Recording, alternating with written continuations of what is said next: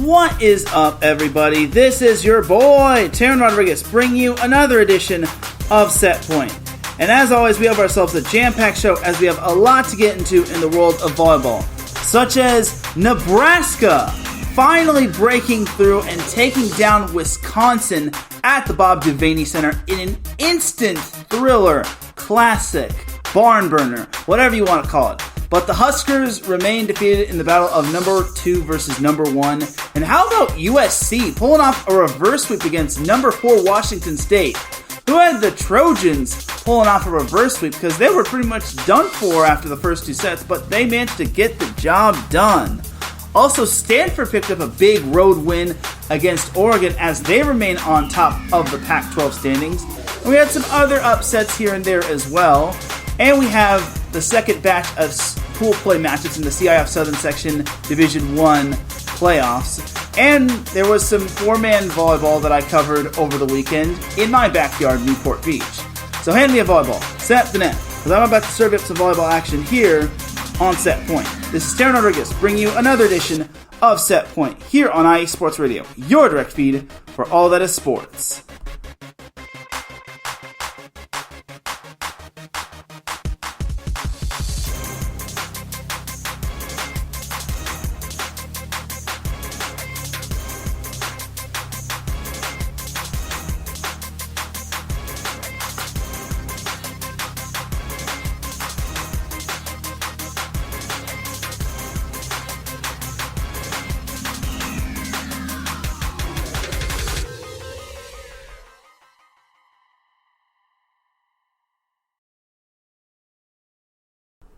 And welcome one, welcome all to another edition of Set Point.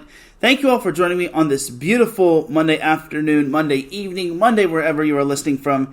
Either way, you have made your way into episode 217 of Set Point. And without any further delay, let us begin. But first and foremost, Set Point would not be where it's at without IE Sports Radio providing the platform to go live on Spreaker.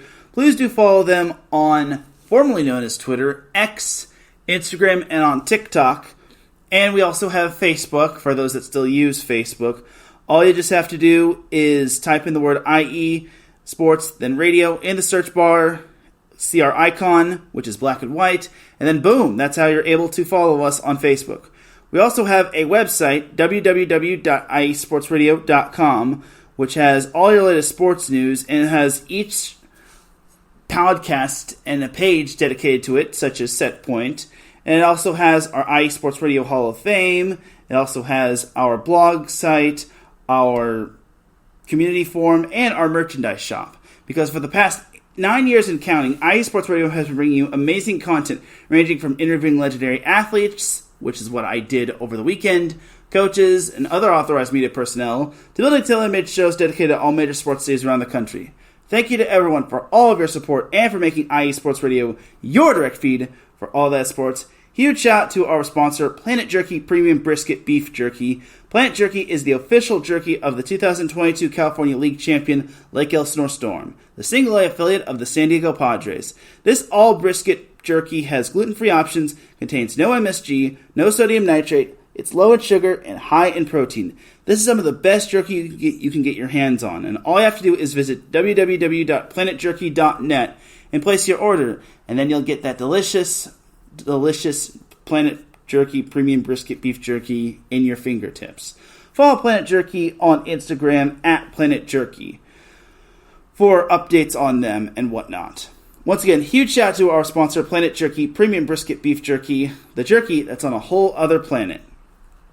And the way you can follow Set Point on social media is on X, it's at set_point.ie, and then on Instagram at set_point.IESR. And then you can follow me, Teran Rodriguez, on X, which is where I'm mainly active, at Teran Rodriguez 1. I don't really recommend it, but it is what it is, honestly, because that's where I post a bunch of stuff that's on social media, but I digress. Without any further delay, let us begin. So we have to start off with the NCAA Women's Volleyball Week 9 recap. So there was a lot that happened this past week. So we have to start off with Wednesday, and we're not going to start off with the this week's coaches poll, but it's all good. But we have to start off with the Week 9 recap, as there was a lot happening in that week, as honestly, the first matchup that came to mind was on Wednesday, and that was actually Purdue versus Indiana. So this was actually round 2 between the Boilermakers and the Hoosiers. If you remember the previous week, the Hoosiers wound up beating the Boilermakers for the first time in I think like 21 tries in 4 sets, which was a huge win. But this time, Purdue was the one that actually got a little revenge on them, as Purdue wound up taking down the Boilermakers in 4 sets on their home floor. So I will just say this about Purdue. I kind of figured they'd get a little revenge, and they needed this win just because last week was kind of a little bit of a rough week for them, losing to the likes of their in-state rival. I mean, I know last week they also beat Ohio State, but honestly, they needed this win in the worst way, as Chloe Chicoine led the way with 20 kills. Eva Hudson also had 19 kills, which isn't bad. I mean, they're actually, wait, I think I'm looking at the right, I'm looking at the wrong game. So, it was actually Eva Hudson that had 19 kills, and then Lourdes Myers had 11 kills, while Chloe Chicoine had 9 kills, from what I'm seeing here. I hope that's right, because the NCAA Women's Volleyball website said otherwise. That's right. Yeah, that is correct. Lourdes Myers had 11 kills, Eva Hudson 19 kills. So the NCAA Women's Volleyball website, I guess, at first had Chloe Chicoine having 20 kills, but maybe that was just a different match. Maybe I'm thinking of the Penn State matchup that was on tap. So my takeaway for the Indiana versus Purdue round 2 matchup is this. Purdue needed this one in the worst way. For Indiana, it's not as bad of a loss as you would think, but it would have been great to have 2 wins over Purdue that is currently ranked at the moment, currently ranked in the top 20. But unfortunately, it just wasn't meant to be, and Indiana is going to have to find another way to pull off another win. Now, it doesn't mean they're bad by any means necessary, but I just got to say, I really think that they could have, pulled this one out. But sadly, that was not the case, and Indiana's going to have to get back to the drawing board. I still think they're having a fantastic season, and Indiana did bounce back with a 5-set win over Ohio State, but Ohio State is nowhere near the team that it was last year. Even though they still have the head coach, they just don't have the horses to keep up with an improved Hoosier squad.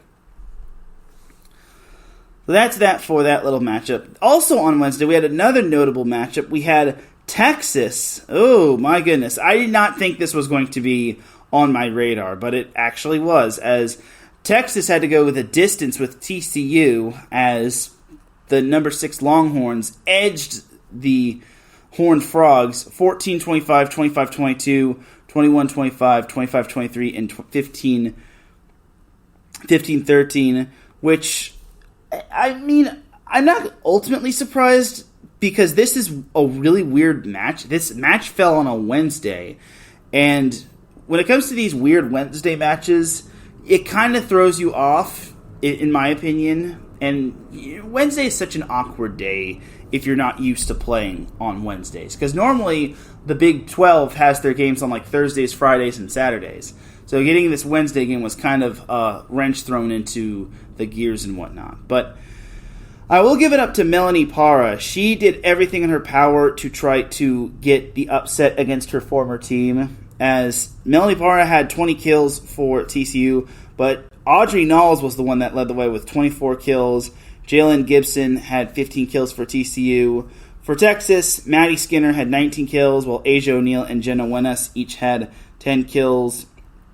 Keanile Akana, 13 digs, as well as Emma Halter, and Ella Swindle also had 11 digs. And then for TCU's dig leaders, it was Cecily Bram-Schreiber, who had 15 digs, while Audrey Knowles had 14 digs, and then Lily Nicholson had 13 digs. So I kind of had this weird feeling that TCU was kind of going to bring it, but I just didn't think that they were on the level of Texas. But I guess Texas just had an off night, kind of, and then they stepped on the gas in sets 4 and 5, even though TCU was really bringing it. I would not be surprised if TCU managed to make the NCAA tournament. So there's that matchup right there. Then on Thursday, we had Pepperdine taking down LMU on the road in the Gersten Pavilion. 21-25, 25-12, 23-25, 25-21, and 15-11. This was a huge win for Pepperdine. And I guess I forgot to mention, my takeaway for Texas is this. I had a feeling they would win, but I didn't think they would go 5. But for TCU, this is kind of as good as it's going to get. Because you're going to have to play them, I imagine they're going to have to play them in Austin. But honestly, TCU is a very under-the-radar team. And especially if they can get the wins the wins from earlier to go their way against the teams that they beaten. So, if that kind of makes sense. Just for like RPI purposes. But for Thursday, Pepperdine defeating LMU was huge. Grace Chillingworth had 18 kills and 13 digs, while Meg Brown had 12 kills and hit 407. Lane Briggs, who I actually covered in high school, fun fact, she had 17 digs, and I imagine she is kind of playing the serving specialist with Trinity Stanger out, as I did see that Trinity Stanger sadly kind of injured her knee, and I don't know the extent of her injury, but it is kind of a tough one. So, for Pepperdine, it was a huge win on the road, especially since they did sweep LMU, and LMU is a very under-the-radar team. I really think that LMU has a good shot at making the tournament. Kari Geisberger led the way with 16 kills, but she did have a good chunk of hitting errors, and I feel for her, but it is what it is sometimes. While Jacqueline Moore had 15 kills, she hit 538, which was dadgum good. And then Sam Hastings, she had 20 digs. She continues to have a phenomenal year at LMU as she has taken that libero position and ran with it. So my takeaway for Pepperdine and LMU is this.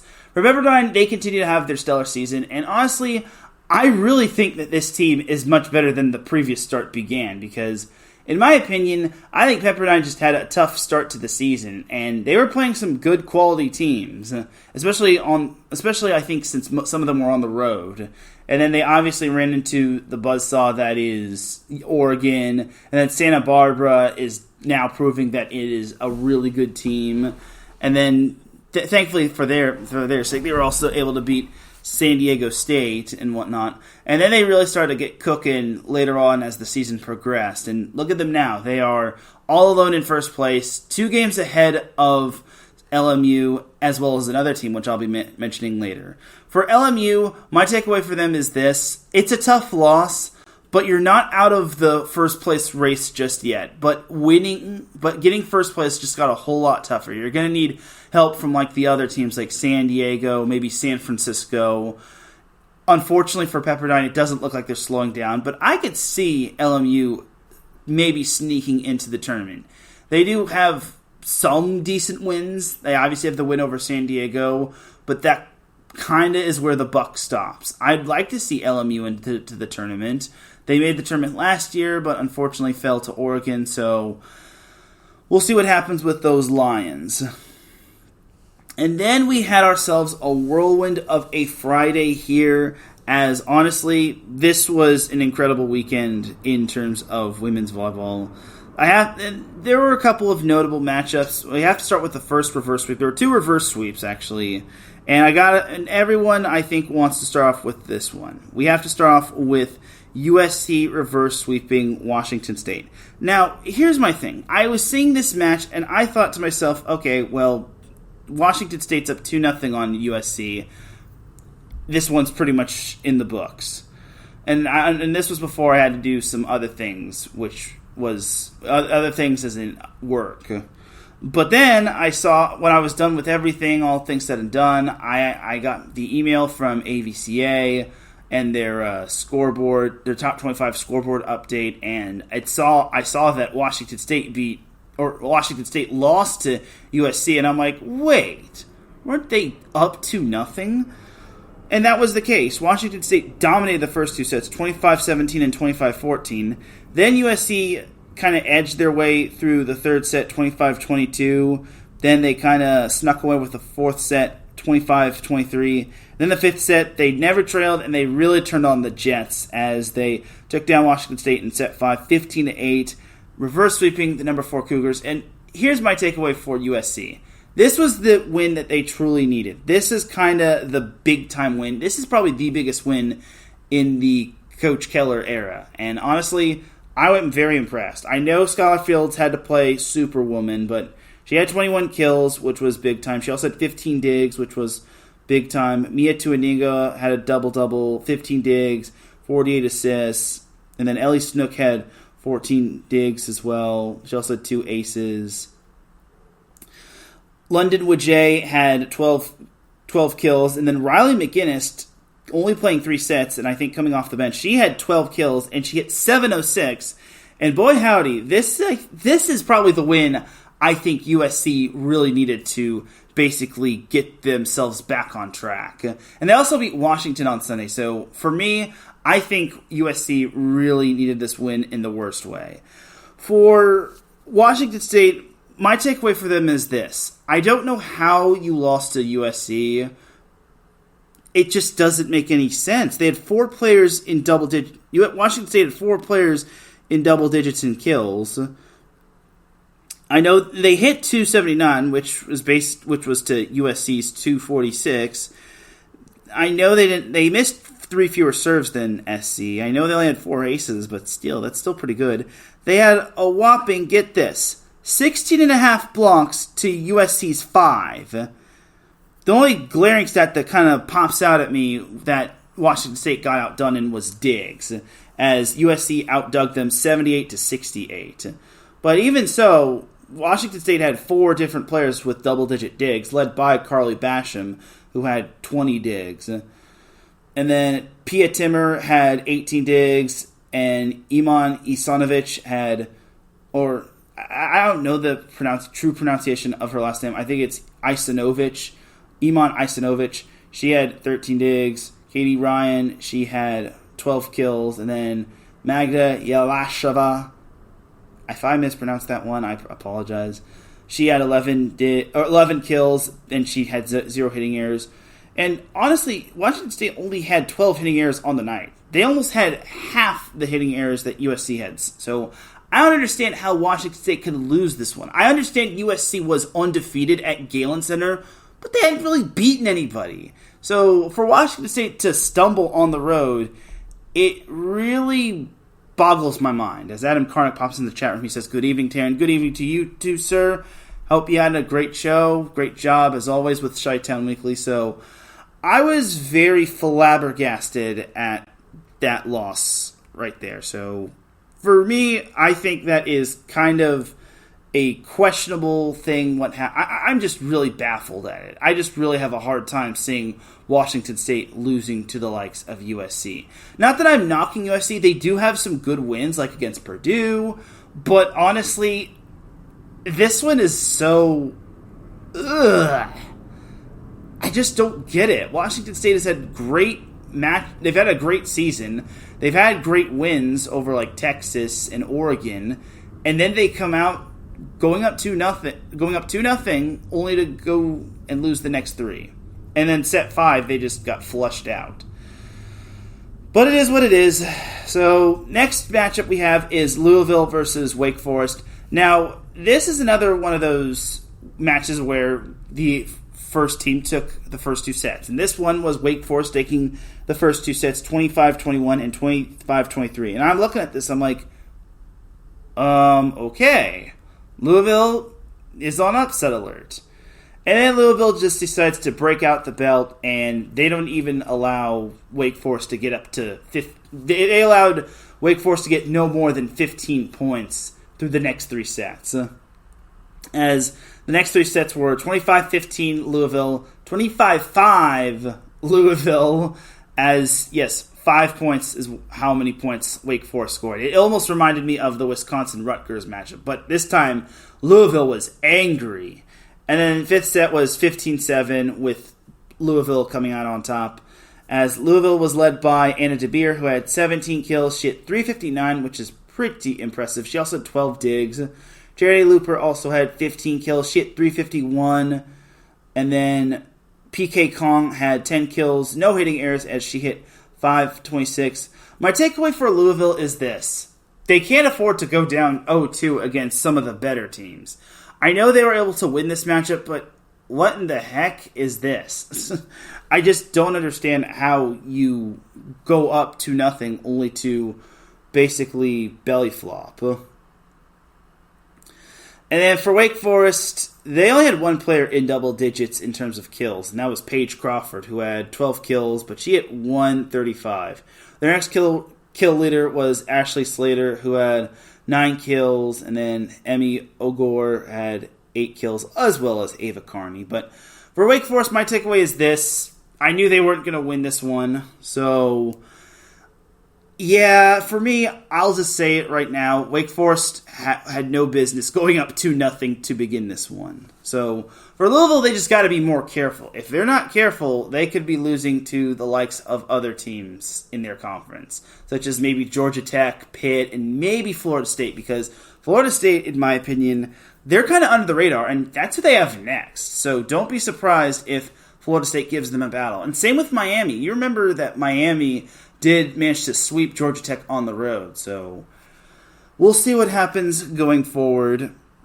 But next up, we have Arkansas taking down number 10 Arkansas taking down number 12 Tennessee at Tennessee in 4 sets, 25-27, 25-16, 25-22, and 25-20. It's actually the first win in Knoxville for Arkansas in over 9 years. So I'm just going to say it right now. Arkansas continues to have a great season, and this team is very fun to watch, as Arkansas was led by Taylor Head, who had 24 kills. She had 362, while Maggie Cartwright had 13 kills. Jillian Gillen had 12 kills, while Sonia Petties had 11 kills as she hit a flawless 524, even though she had zero. She just had 0 hitting errors. As one of my buddies, Mo Padios, who is a colleague of mine, is actually listening to the show. So thank you to Mo Padios, who is listening in. He's just not in the chat room, but I do appreciate him tuning in. But back to Arkansas, Tennessee. Tennessee was led by Raven Chase and Janasia Moore, who each had 13 kills, while Morgan Fingal had 12 kills. Erica Lovett had 9 kills. The problem with Tennessee was they only hit 152, and they were outblocked 11-10 or 11-9.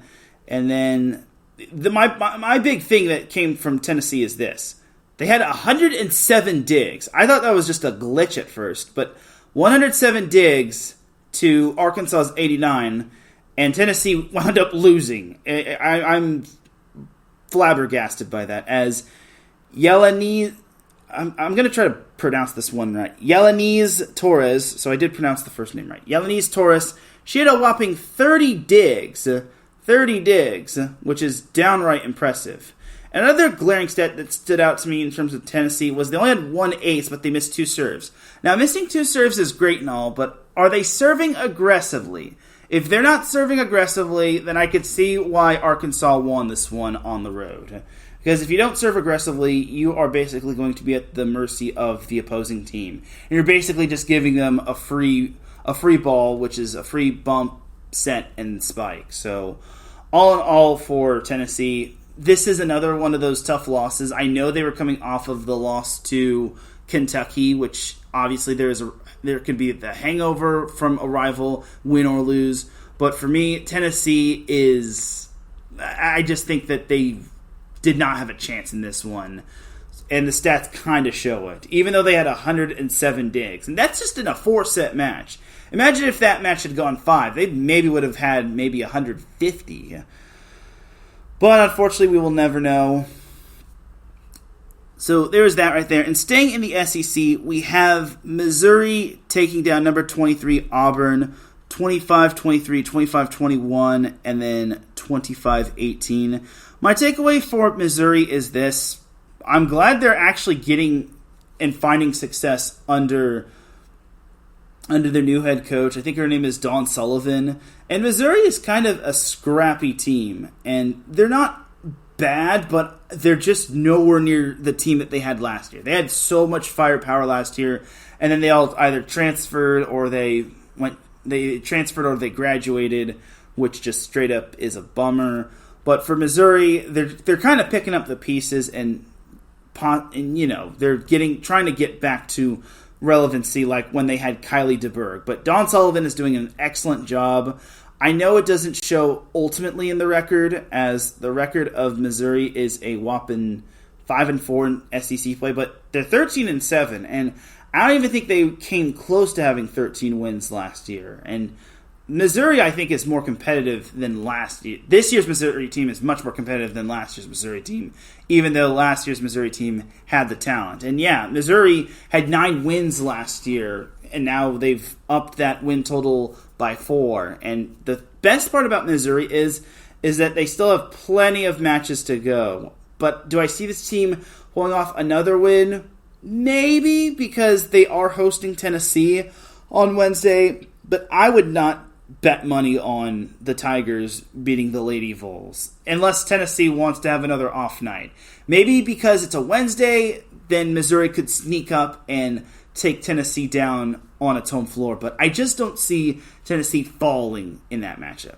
Now, Missouri I could see also beating Ole Miss or Mississippi State, but the rest of their schedule is just brutal after that Mississippi State matchup. They've got Georgia, which is pretty solid, Texas A&M, which is still receiving votes. They have to play Auburn again. This time it'll be at Missouri, so can lightning strike twice for the Mizzo Tigers? They've got Florida they're hosting. They're at Lexington for the matchup against Kentucky, and then they close out the season on the road against Georgia. So at best for Missouri, I could see 2, maybe 3 wins, which would give them like 15 to 16 wins. And then let's say they lose out. That would mean 1, 2, 3, 6 losses, maybe 7 losses. So they would finish up at 15-4 at maybe 14-15 at worst. Unless, of course, they get upset by Ole Miss and Mississippi State.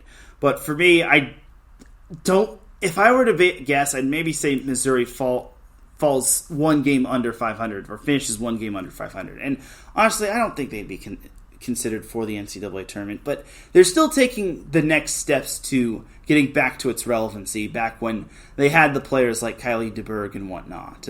Back before they weren't poo-poo. But that's just my little take right there. And now Mo Padios is in the chat room. He says yes, and he gives me a shout out. I appreciate you being in the chat room. My takeaway for Auburn is this. Okay, here's my thing. Auburn, I'm happy for Auburn. They're having success. But honestly, I will say this. I don't know if they're on the level of Arkansas, Kentucky, and Tennessee. But here's my thing. Auburn, I think, can still make the NCAA tournament. Do I think they can go deep? That all depends. But for me, I just don't see them as the true team. I think they're a good team, but not a great team. And that's the problem with them. You cannot be a good team when it comes to NCAA tournament time. You have to be pretty great, otherwise you are up a creek without a paddle.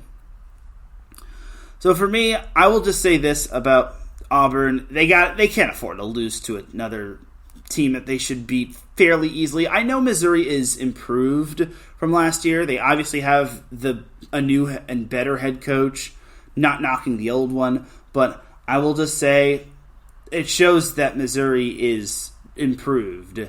When you have the right coach, you could definitely be something incredible. I mean, look at in the NFL. Look at Andy Reid and the Kansas City Chiefs, and as well as Nick Sirianni and the Eagles, even though they lost to the Chiefs. And the list goes on and on and on.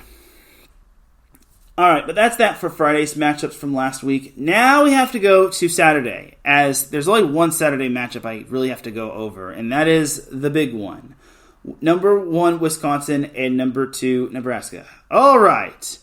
This was a whale of a matchup. This was the matchup. Number 1 versus number 2. And honestly, this lived up to the hype, and I feel a little bad that I couldn't fully tune in, but it is what it is, just because I was busy on Saturday. And Adam Karnick says coaching makes all the difference. And yeah, that is 100% true. Anyway, so first set, Nebraska manages to take it, even though there were some calls. I know referees are human too, but I will also say this. Nebraska took care of business in that first set. Wisconsin had no business falling behind and eventually trying to play catch-up to the Huskers on the road, mind you, because this was at the Bob Devaney Center, and in this matchup, there was a record broken for, I think it was women's volleyball attendance at the Bob, as there was 9,198 in attendance at the Bob Devaney Center, which is absolutely amazing. And I think, according to Tyler Hildebrand, he said that there was like 1,100 students in attendance, because he was talking to Coach Cook he was talking to Coach Cook on Monday. So anyway, Nebraska took this first set 25-22, and then Wisconsin, obviously they needed to bounce back from that first set loss. They actually did, and believe it or not, that first set loss was actually the first set that they've lost in SEC play, which snapped a 30-set win streak, which dated all the way back to the first set in SEC or in Big Ten conference play from this season. Then in set 2, Wisconsin took it 25-17, but here's how they took it. They had not 1, not 2, not 3, not 4, but 12 blocks in set number 2, which I think might be, I know it's a school record, but I don't know if it's like an NCAA record, but 12 blocks in one set is definitely amazing. And that's already 12 points right off the bat right there. So they were already halfway there to basically getting to the target score 25. They almost had as many blocks as Nebraska had points, even though that's 5 off. And then in set 3, Wisconsin was really kicking it into overdrive, though Nebraska had made a little bit of a push later on in the set. But Wisconsin ultimately took set 3, 25-20. So they went up 2-1. Then in set number 4, it was tight back and forth. Nebraska had the lead going up to like the halfway point of the set to the 15-point mark. And then Wisconsin kind of inched ahead. They were kind of plowing ahead. And eventually it was tied up 21-21. And then the two teams were eventually tied up at 23 apiece. And then Wisconsin had match point at 24-23, and it looked like it was going to be over for Nebraska, but it wasn't, because Nebraska scored the next 3 points and wound up winning set number 4, 26-24, and that was big time right there. They dodged a match point, and that could have easily been the match right there, but thankfully for Nebraska and for their fans, they got to see the Huskers pull out a 5th set.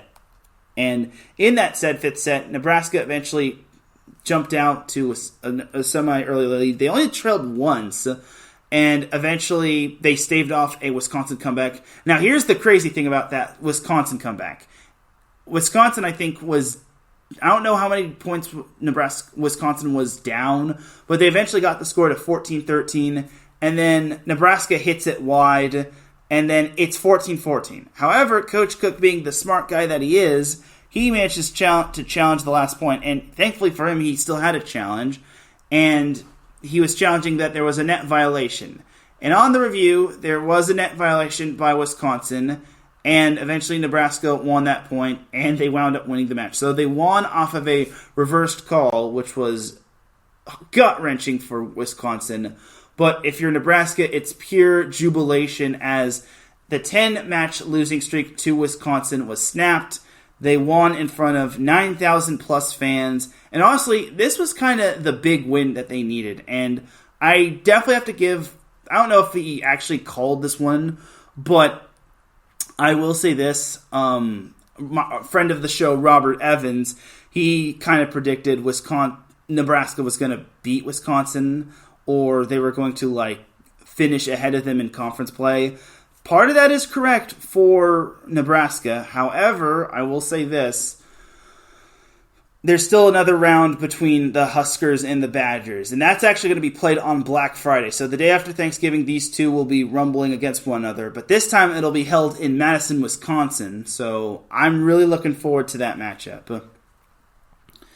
And then for Nebraska, they were led by Merritt Beeson, who had 21 kills. Harper Murray had 14 kills, while Ali Batenhorst had 13 kills.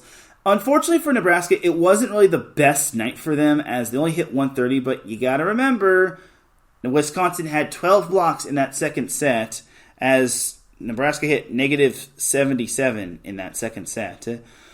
Meanwhile, for Wisconsin, now that I mentioned their blocks, they had 18 blocks as a team to Nebraska's 7 blocks. While Nebraska did actually dug them 74 to 65, and then Wisconsin hit 217 as they were led by Sarah Franklin, who had 17 kills, while Devin Robinson, who made her return to the lineup, as well as Timmy Thomas Ilara, they each had 10 kills. Wisconsin, I forgot to mention this last week, Wisconsin actually ran a 6-2 offense this time, and they have been running a 6-2 offense, as opposed to their previous games, as they actually didn't have one of their setters. I think it was MJ Hamill who did not play. So having their 6-2 offense, which is a familiar offense that you know, as opposed to a 5-1 offense, is basically the best thing for them. But my takeaway for both teams is this. This is probably the match of the year. For Wisconsin, it sucks that they lost, but I had a feeling they were going to lose because their strength of schedule, if you see their schedule, they have not really played ultimately anyone big time, especially in the Big Ten. For Nebraska, my thing is this. Even though they haven't really been sweeping all their opponents, even though they've had a couple of close calls and they had to go 5 with Purdue, I knew they were going to win. I predicted on the last show that Nebraska was going to win, and thankfully for their sake, I was right. I don't have to eat any crow. But for them, this is kind of the expected. It was just expected for them. And I gave them my Team of the Week honor for this week. I had to pick them over USC, Purdue, Pepperdine, and Kentucky, which I'll be getting into those teams a little bit later. But for Nebraska, they definitely earned it. And to win the number 1 versus number 2 matchup, and I know they were number 2, but they were a close number 2, and that could have gone either way. And then, honestly, snapping a 10-match losing streak to Wisconsin, it just is big time right there. So, my buddy Mo Padios, he actually says, how far can UCLA go into the tournament? Well, they have to make the NCAA tournament first, and they haven't really been having the best season, honestly, and it sucks because I did see UCLA in person, but they have some studs on their team. The problem is just that they have a new first-year head coach, and they're still trying to figure things out. And the Pac-12 is super stacked this year. So I want to say that they can make the tournament, but I will also just say they got to make the tournament first. As Mike Pat pops in the chat room, he says, Teran, have a great show, sir. Thanks, Mike. All right, now to Sunday's matches. So now that Mo mentioned UCLA, that's actually a perfect segue to go into the next upset in mind, as we had Colorado upsetting number 19 Arizona State 27-25, 25-18, and 26-24. As well, I'm a little baffled that Arizona State lost, but I will also say I think it kind of shows in their schedule that they just they haven't really played anyone ultimately great, which isn't a knock on them, but it's kind of showing in their strength of schedule, and you need to have a pretty solid strength of schedule if you ask me. So I'm just saying, don't be ultimately surprised that Colorado beat Arizona State. They are an NCAA tournament team from last year, but I'm just a little shocked that Colorado pulled out that win just because Arizona State's been having a great year, and it's 2 weeks in a row that Arizona State's had an loss. Last week they lost to Oregon State, which didn't even have a Pac-12 conference win, but this time they don't follow it up with a great win. Unless, of course, they beat Stanford, but that's for later on the show. But yeah, Arizona State wound up losing to Colorado on the road, which is understandable, but if you want to have a good shot at winning the Pac-12 or even making the NCAA tournament, you kind of got to win against the opponents that you should be beating. That's my little takeaway for Arizona State. For Colorado, this is a good win for them and probably their biggest win of the season, as they haven't really been flying too high on the radar, but it's wins like this that can get them going, and it could turn their season around. As Colorado was led by Lexi Hadrich, who had 16 kills. The next kill leader was actually Maya Tabron, who had 7 kills, which is a massive gap between kill leaders right there. For Arizona State, Marta Levinska had 17 kills, while Jelly Cyril had 9 kills. All in all, it was just the night for Colorado as they hit 288, or the day, as this one was kind of a day game. Arizona State hit only 139, which is certainly not going to get you the job done. Staying in the Pac-12 and going up further to the top of the ladder is Stanford versus Oregon. Now, this matchup, everyone was probably watching Sunday Night Football between the Miami Dolphins and the Philadelphia Eagles, but this matchup was actually televised on ESPN, as this one actually got flexed into primetime, and they made the right call. I'm so glad whoever made the decision to flex Oregon versus number 8 Oregon versus number 3 Stanford at the Matthew Knight Arena. I'm so glad they decided to flex it into primetime on ESPN. Yes, ESPN, not ESPN2, not ESPN3, not ESPN News, not ESPN Plus, ESPN, the mothership. And through the first 2 sets, it looked like Stanford had the upper edge, but there was some doubt in my mind. Like, Stanford was not blowing out Oregon in those 2 sets, as Stanford won the first 2 sets 25-23 and then 25-22. But then in the third set, Oregon just went on full throttle attack mode as they managed to take the set despite needing a bunch of set points, as I think they needed 4 set points, and Katie Baird was on a serving tear. She was serving Mimi Collier like it was nobody's business. But eventually, Baird's serve hit the net, or hit into the net, and that was the end of set number 3. But then in set 4, I also just say that there was a lot of challenges in this set. I lost track of how many challenges that Stanford and Oregon had combined, but honestly, I think it might have set the record for number of challenges in a match. But in set 4, Stanford really turned on the gas, and they really kicked it into overdrive in that 4th set, as they took that 4th set 25-19 and the match. My takeaway for Stanford is this. Kendall Kipp is still as good as she is, and she could be making a case for Player of the Year.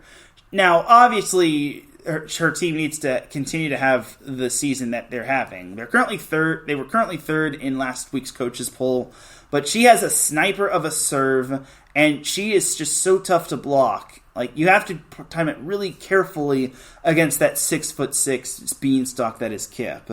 And if Kendall Kipp is not having the game, Stanford has other top players like Elia Rubin, who had 15 kills, and she was another sniper at the service line. There was no stopping that serve of hers, and it wasn't even a jump serve. And then Katie Baird, she had 13 kills. So for Stanford, my takeaway for them is they needed this win, and winning on the road against Oregon, that was actually their last Pac-12 loss, which was last season. And then they finally silenced the Heretics. So for me, I am not surprised Stanford won. I, for one, think that they are definitely the real deal, as Rubin and Baird were just serving up a storm. And then they were getting great blocks from Kendall Kipp and McKenna Ficini, and even Sammy Francis, who actually had an ankle injury earlier in the season, but she is working her way back to 100%. And this is going to be scary once she is 100%, and then once Stanford is in that NCAA tournament. My only thing for Stanford is this. If they make the NCAA tournament, are they able to get a big crowd? Now, I'm not going to knock Stanford for this, but last year's regional final between Stanford and San Diego wasn't all that packed.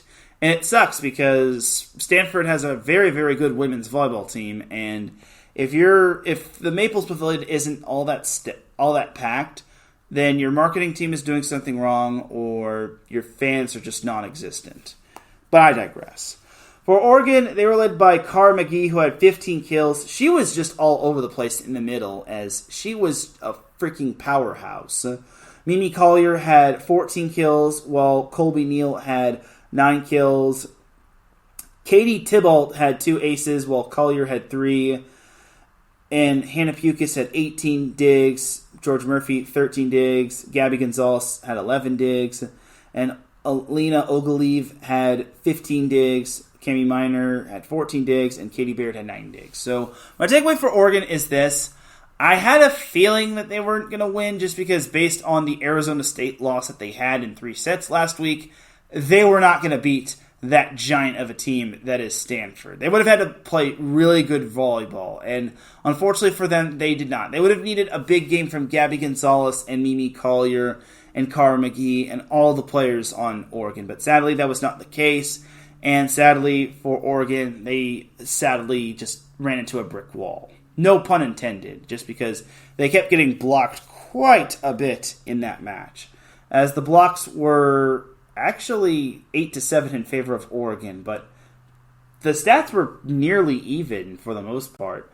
It's just that for Stanford, they were able to just find ways to win the match, and there was 4,363 in attendance, so good job to Stanford on picking up a well-deserved win. Jumping over to Happy Valley in Pennsylvania, we have number 11 Penn State taking on number 19 Purdue. And as we all know, Purdue, for their sake, they were able to take down Penn State on the road in 4 sets. Now, keep in mind, Purdue was coming off of a big home win against their rival, Indiana. And there was some speculation that there could be a little bit of a hangover in that rivalry, because rivalry hangovers are a thing whether you win or lose. But in this matchup, on the road, Purdue was incredible. They lost the first set 25-18, which obviously was a bummer. But then they won the next 3, all in close fashion, 25-23, 25-23, and 25-22. But it's not the matter of how you win the set, it's if you win the set. And for Purdue, they were able to win on the road against a quality opponent that is Penn State. And Penn State is no pushover. And that was actually their first home loss of the season. So for Purdue, handing Penn State their first home loss at home, whether it was in Rec Hall or not, honestly, yeah, it was in Rec Hall, just to confirm. Yeah, it was in Rec Hall. For Purdue to hand Penn State their first home loss this season, it's very big right there. And I told you all that Purdue was kind of this up and down team. One week they would be really good, and then the next week they would have a not so good week, which would include either them getting upset against a team that they should have probably beaten, or losing to a team that they were close to beating but not close enough, or they just lose to a team that they just went toe-to-toe with, but ultimately fell on the other side of the rope. But for Purdue, they found their consistency this week. I will go as far as to say that Purdue had their best week since week 2 and week 3, and that was way back in the season.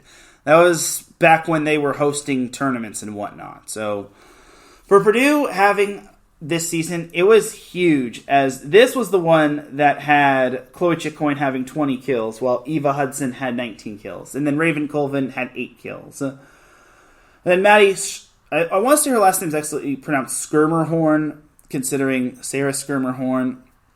But Maddie Skirmerhorn had 19 kills. Maddie Skirmerhorn had 19 digs. She was the only one in double digits in terms of digs, as Penn State was led by Jess Maruzic, who had 27 kills, while Cameron Hanna had 13 kills. Penn State did not have one ace, but then again, Purdue only had one ace as well, so that says a lot about the serving in this game.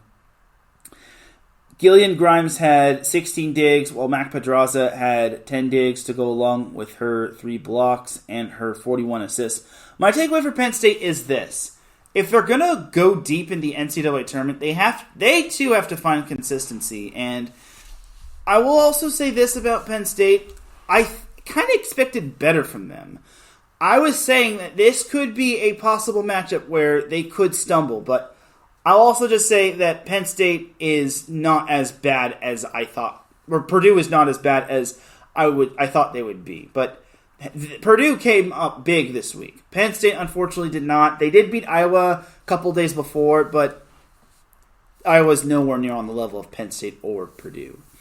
So all in all, for Penn State, this was not really the greatest week for them, but I will also just say they still have plenty of time to get it together. I just don't see them winning the Big Ten. I think Penn State is probably going to finish third, maybe fourth, most likely third. I just think third is kind of the perfect scenario for them. But honestly, I just don't see them toppling Wisconsin, and certainly not Nebraska. And then we have the other upset, another upset we had on Sunday. We had number 20 Kentucky taking down number 10 Arkansas in 5 sets, as the sets were 16-25, 25-16, 25-22, 19-25, and 15-11. Just going to say this in set number 5. That was big right there for Kentucky. They managed to make a little rotation. They managed to switch things up in that 5th set. They brought in a substitution, as I think it was I forget her first name, but it's something Lamb. I think it was Lauren Lamb. But honestly, for them,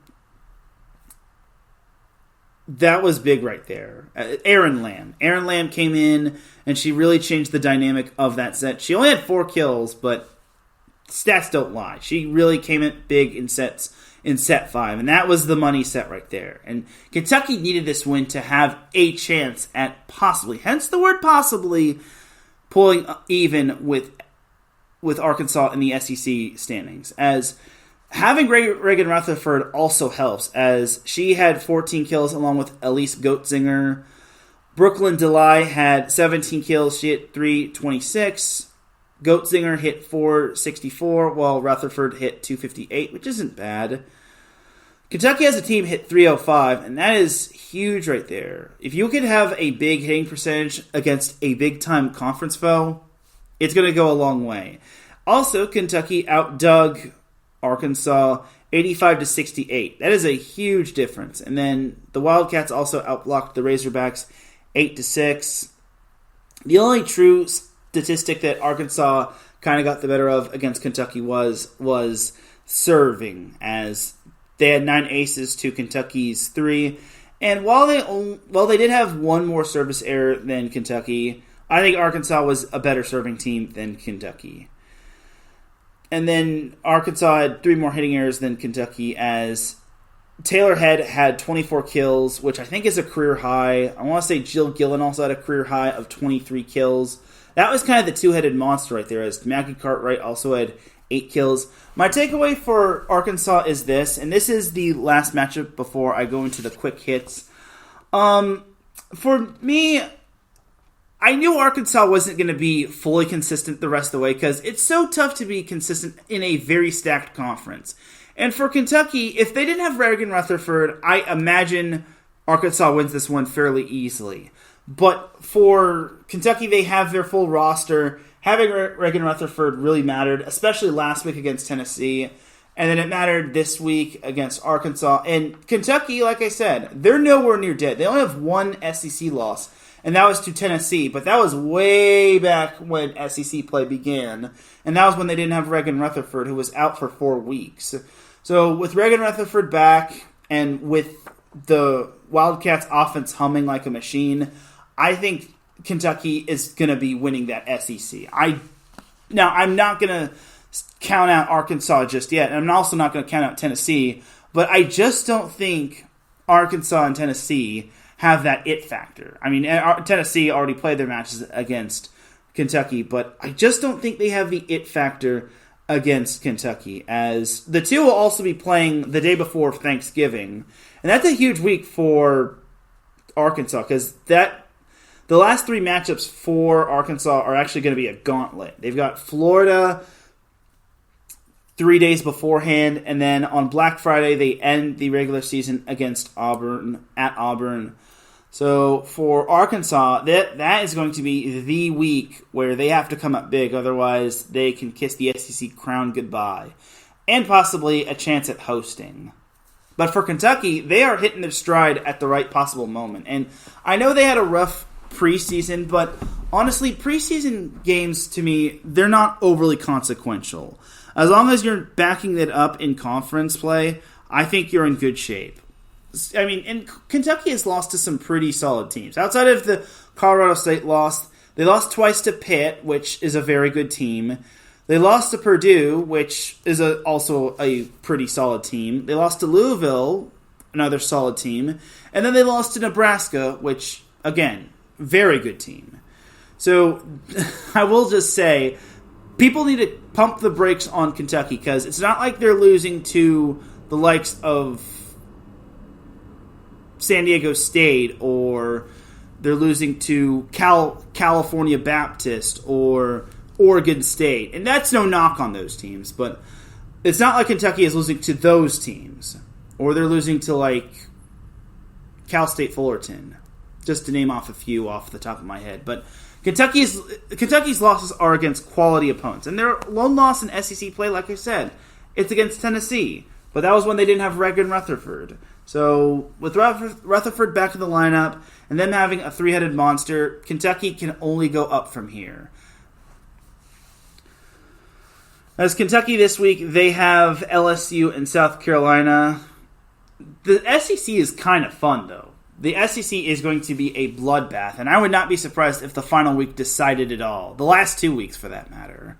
Because you have to remember, Kentucky has Florida on its final match of the regular season, which is on a Saturday. And then, like I said, they've got Arkansas, which is big time right there. And they also play Missouri, which is an improved team. They've got Georgia down the line, which they had to go 5 with. They've got Auburn at Auburn. They've got Florida on the horizon, which isn't this Sunday, but the following Sunday. So for Kentucky, they're starting to prove themselves at the right time, but now they have to continue to prove themselves. Otherwise, they might not be the SEC champion. But that is going to do it for the NCAA Women's Volleyball upsets and notable matchups recap. So some other quick notables is that number 21 Baylor beat number 24 UCF twice last week, as UCF is no longer unbeaten in Big 12 play, but UCF was kind of getting the benefit of playing I wouldn't say the easy portion of their schedule, but they're playing the not-so-difficult portion of their schedule, as they weren't playing the likes of like Texas or Baylor or Kansas, just to name a few, or Houston.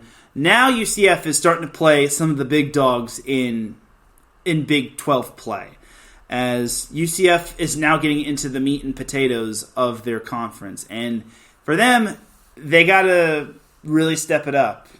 There's nothing... this week they have TCU, but it only gets tougher from here on out. They're getting the true big dogs of the conference. Then also in the Sun Belt, we had Coastal Carolina beating James Madison twice last week, as they take over first place in the Sun Belt Conference Eastern Division, which Coastal Carolina was good for a bit, and then James Madison came into the conference last year and then won the conference tournament in its inaugural year in the Sun Belt. But for Coastal Carolina, they, as well as Texas State, are still relevant in the Sun Belt, as well as South Alabama. So, gotta keep an eye on the Sun Belt, Fun Belt. And then the Citadel, they are still undefeated as they swept Samford on Friday. Samford, not Stanford, Samford. Citadel swept Samford on Friday, and they edged Chattanooga on Saturday. That's only, I want to say, their 7th win in the all-time rivalry series, as Chattanooga leads that series, I want to say like 32-7. So the Citadel moved to 22-0 this past weekend, as they as well as Nebraska are the last two remaining teams in that are still undefeated in NCAA women's volleyball in Division I, which is awesome. So, great job to the Citadel. They'll be popping up later on the show, but that's going to do it for the Week 9 recap. I am currently at an hour on this. Oh my goodness. As we got to go over the AVCA Division I TaraFlex Top 25 Coaches Poll for week number 9, or for this week. So 25 through 21 consists of UC Santa Barbara at 25, Auburn at 24, Western Kentucky 23, Houston 22, and Arizona State 21. 20 through 16 consists of Baylor at 20, Florida at 19, Dayton at 18, Creighton at 17, and Purdue at 16. 15 through 11 consists of Kentucky at 15, Kansas at 14, Penn State at 13, Tennessee at 12, and Georgia Tech at 11. 10 through 6 consists of Arkansas at 10, Oregon at 9, BYU at 8, Pitt at 7, and Washington State at 6.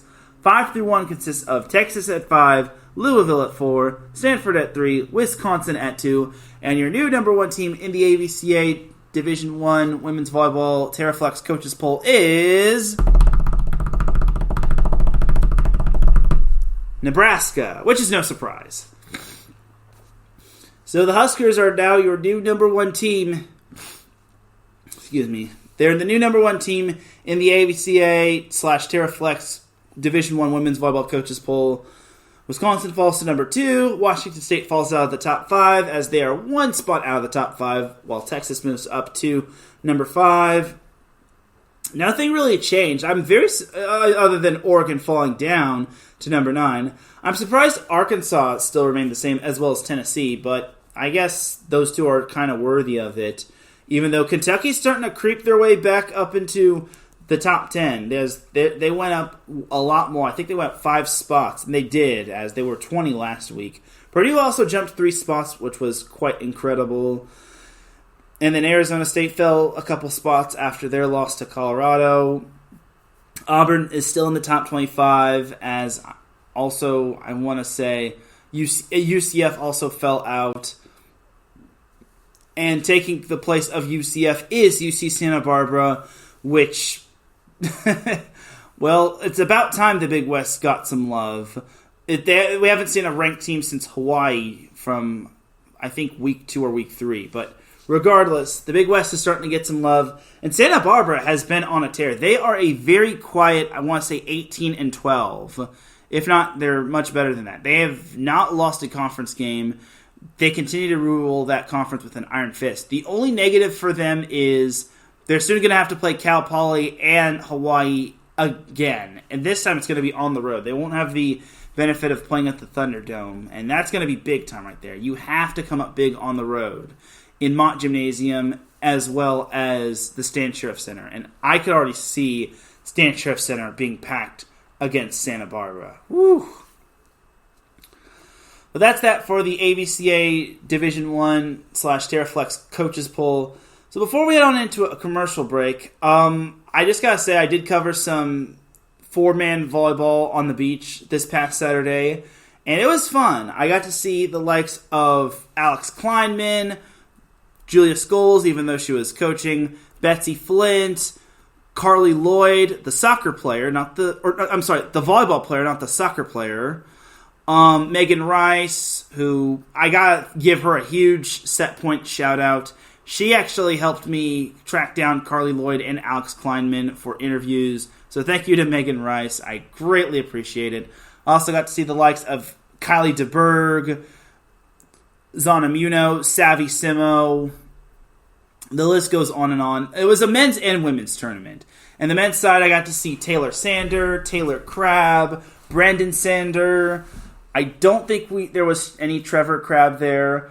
And I'm sorry that I did not know who Todd Rogers was. So I did not know who the 5th player on Citrus Motors was. So I didn't know who the coach was, and I saw his last name was Rogers. I'm like, who's the Rogers guy? And he's like, you did not... And then the guy I asked to was, you did not just ask that. So I didn't know who Todd Rogers was. I didn't know his lore. So I'm sorry. I'm sorry to the guy who I basically asked, who is this Rogers guy? So I feel silly, but this is why I got to cover more NCAA beach volleyball. But I digress. But in the end, on the women's side, West Coast Aviation was able to win the four-man women's final. And then on the men's side, it was Citrus Motors. Citrus Motors defeated Baldwin & Sons. Great name, by the way. And then West Coast Aviation took down, I forget, Zodovich Wines, which I almost forgot that name, but it was Zodovich Wines and whatnot. So it was a fun time, and I didn't really get a chance to post the Alex Kleinman interview, but honestly, it was fun times, and I interviewed the Taylors, Taylor Sander and Taylor Crabb, and then I also interviewed Carly Lloyd, the volleyball player, and it was amazing. And I have to give a major shout to Chris McGee, aka Jeter, who basically was the PA announcer. I was wondering who that was. I'm like, what? Who is this guy that is commentating and PA announcing or commentating on the PA? And then I was like, wait a minute. That's Chris McGee. That's Jeter, the Los Angeles Lakers broadcast analyst. And he's well known for being a big volleyball buff. And he's a Long Beach State alum. And man, he was amazing right there. I wish I could post some highlights or play some highlights for you all, but unfortunately time is not permitting. So that's that for my little Saturday covering the Newport Beach Invitational of the four-man beach volleyball tournament. We're going to take ourselves a quick little commercial break, and when we come back, we've got some more volleyball news to discuss, and then we've got some CIF Southern Section Division 1 volleyball, and then we have to preview Week 10. So don't go anywhere. You are listening to Set Point here on IE Sports Radio, your direct feed for all that sports. We'll be right back after this.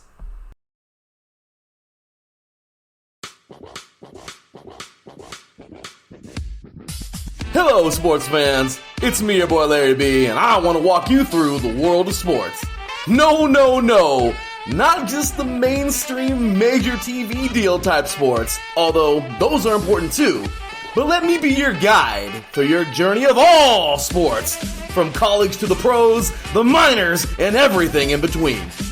Each week, we are talking sports galore with true diehards just like you from a hardcore fan's perspective that's sure to quench your thirst around leagues you may know all too well and some you may even discover here.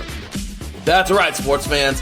If you love sports of all kinds, enjoy hearing amazing sports stories, and respect all sports because you know how difficult any of them can be to play or compete in, then this is your show. Join me, your boy Larry B, on the defining moment each week here on IE Sports Radio, your direct feed for all that is sports, and let the sports come to you.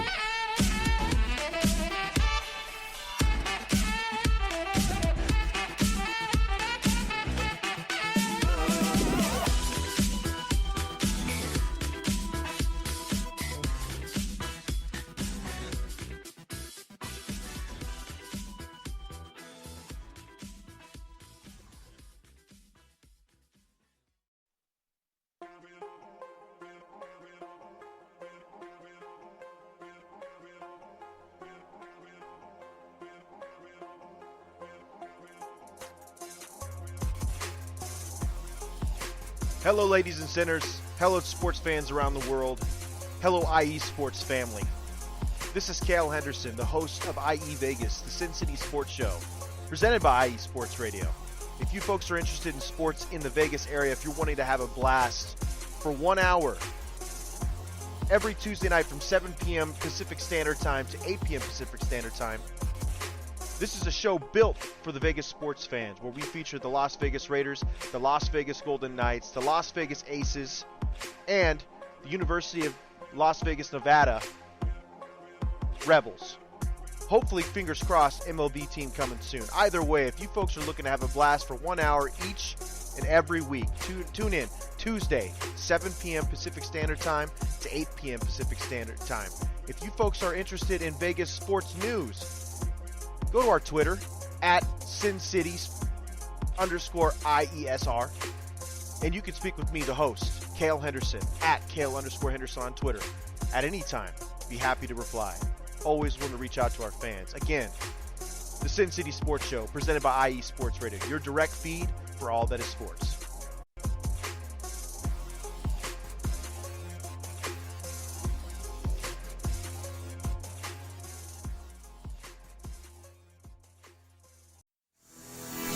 Sports fans, do you like teams that are tough, cities that are tougher, and fan bases that are passionate about their teams? How about teams that are historic and stadiums that are iconic? Then you belong in Chicago, and you need to check out Chi-Town Weekly. Join me, Adam Kernan, every week as we keep up with all things Chicago sports. Bears, Bulls, Blackhawks, Cubs, White Sox. We'll cover them all, plus more. The Windy City is always buzzing, and we'll keep you up on all the big games and major stories. So tune in to Chi-Town Weekly every week right here on IE Sports Radio, your direct feed for all that is sports.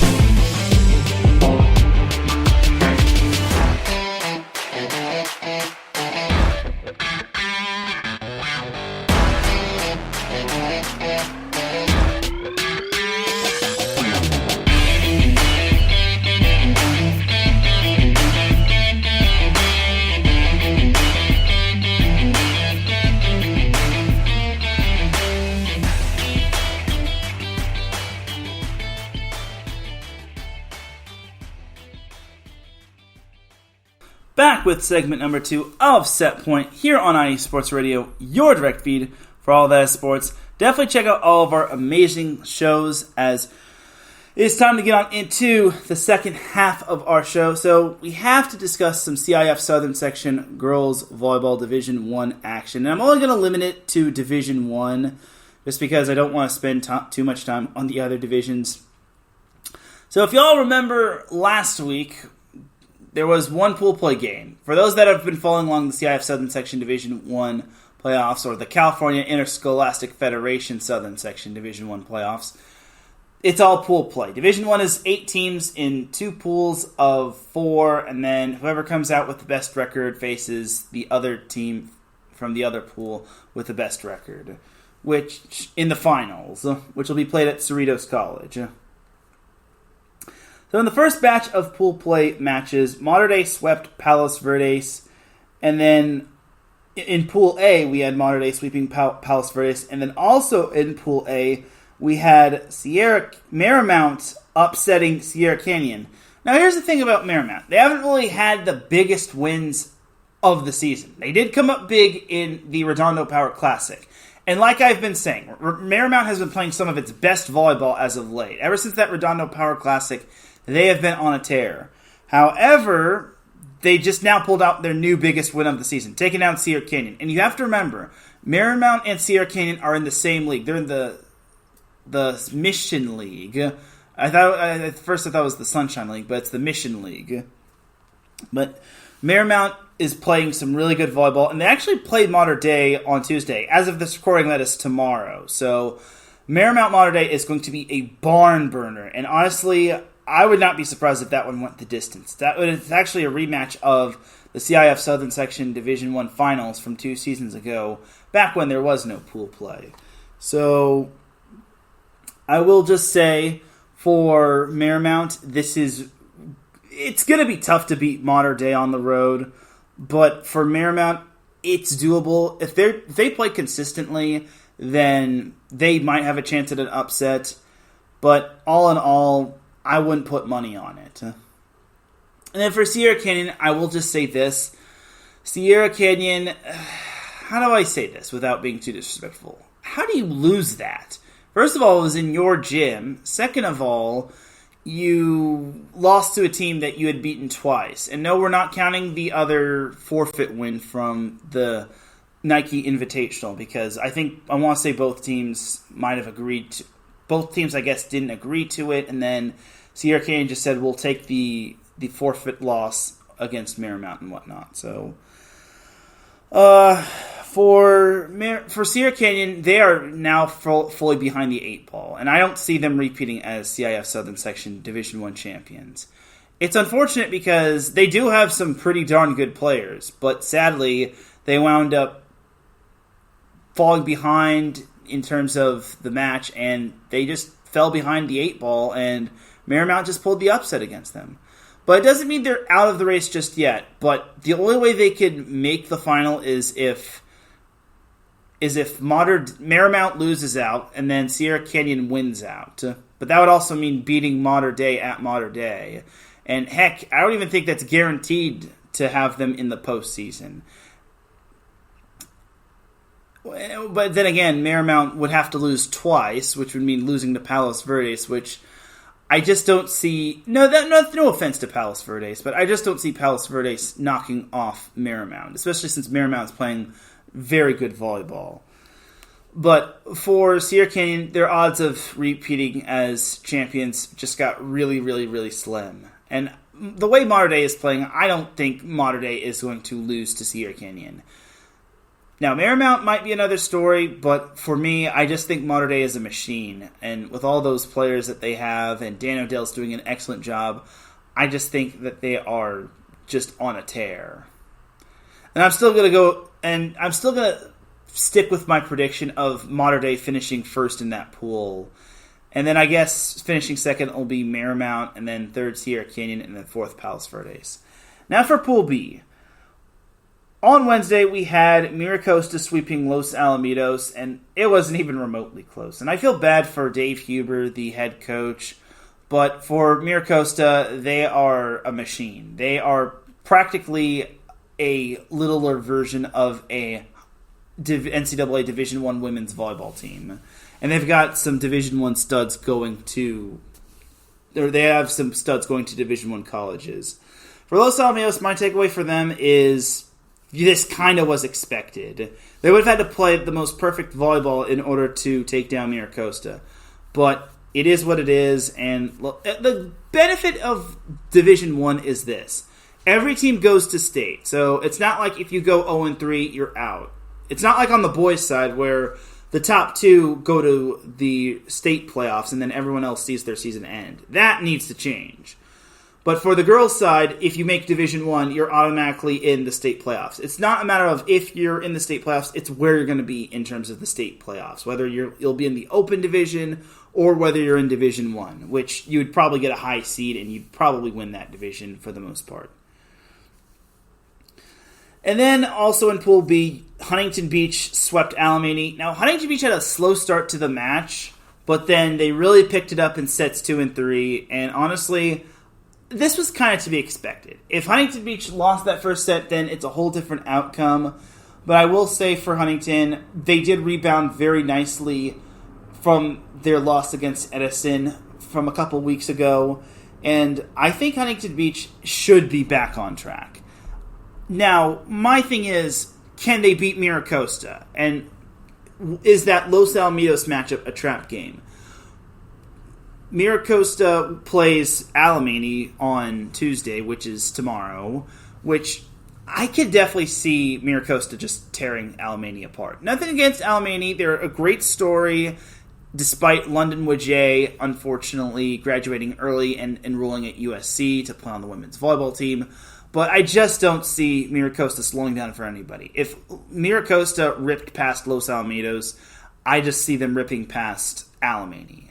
And then Huntington Beach, Los Alamitos is going to be a great one. I am going to be at this matchup. I will say this. It's going to be tough for Los Alamitos to win. They have not beaten Huntington Beach at Huntington Beach since 2013. So it's been over 10 years since the Griffins have won in Oilerville. And for Huntington Beach, I will say this. They just cannot overlook Los Alamitos. It's so tough to beat a team 3 times in one season. And the greatest example is Santa Margarita and Newport Harbor in Division II. Santa Margarita beat Newport Harbor twice earlier this season in the regular season, which was in 4 sets in the Sunset Trinity crossover. And then they beat them again in the Dave Most tournament, although it was in 2 sets, not a best 3 out of 5 match. And then last week in the Division II playoffs in round 2, Newport Harbor managed to escape with a 5-set win, which just goes to show that when it comes to the regular season, it don't mean anything. So for Los Alamitos, they've got a lot of pride on the line just because they're facing a league rival, and some of those players have played club volleyball with the Los Alamitos players, I imagine, and it's a league rivalry. It's the two best teams in the Surf League. So for me, I expect Los Alamitos to come out guns a-blazing. However, I just see Huntington Beach pulling out the win. I feel they have a lot of firepower, and this is no knock on Los Alamitos, but I just think the Griffins are I just don't think they're on the level of Huntington Beach. Huntington Beach is playing smart, and they check all the boxes for the most part when it comes to the comparisons. Though I think Los Alamitos in a year or two may be better than Huntington Beach, but Huntington Beach has some studs in terms of its underclassmen. Its upperclassmen are also big timers right there, and honestly, I would not be surprised if Huntington Beach won. I just want to be in like 4 sets, maybe 5. I would also not be surprised if the match went 5, just because that's how the previous match went. And then for my prediction of Pool B, I'm going to stick with my prediction of Miracosta. I really think Huntington Beach can challenge Miracosta, but the way Miracosta plays, they play at such a fast pace from the serving line all the way to the opposing team setting up its offense. And it's on the road, so I just don't see Huntington Beach pulling out the win against the Mustangs. They'd have to play the most perfect volleyball ever. They'd have to really serve tough. Their defense would have to make sure that ball never drops on the floor. And the offense is going to have to be hitting somewhere in like the 400s, maybe the 500s or 600s.